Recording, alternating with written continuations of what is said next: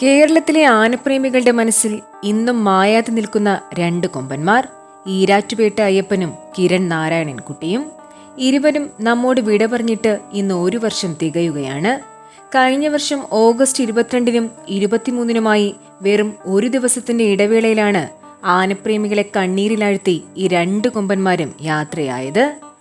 അഴകിന്റെ മഴവിൽ കാവടി എന്ന് ആനപ്രേമികൾ ആവേശത്തോടെ വിശേഷിപ്പിച്ചിരുന്ന കൊമ്പനായിരുന്നു ഈരാറ്റുപേട്ട അയ്യപ്പൻ.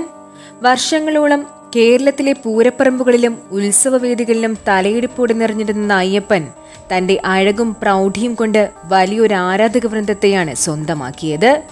പൂരപ്പറമ്പിൽ അയ്യപ്പൻ എത്തുമ്പോൾ അവനെ ഒരു നോക്ക് കാണാനും ചിത്രങ്ങൾ പകർത്താനും കാത്തുനിന്നിരുന്ന നിരവധി ആനപ്രേമികളുണ്ടായിരുന്നു.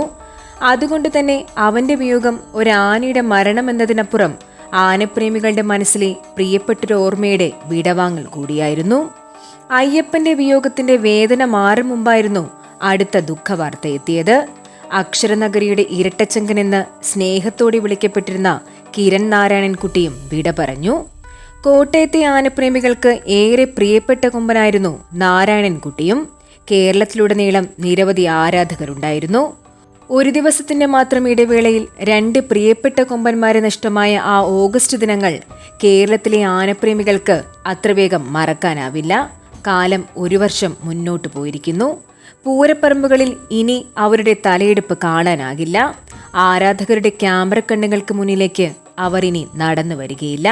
പക്ഷേ ഒരിക്കൽ അവരെ നേരിൽ കണ്ടവരുടെ മനസ്സിൽ പകർത്തിവച്ച ചിത്രങ്ങളിലും വീഡിയോകളിലും ഈരാറ്റുപേട്ട അയ്യപ്പനും കിരൺ നാരായണൻകുട്ടിയും ഇനിയും ജീവിക്കും.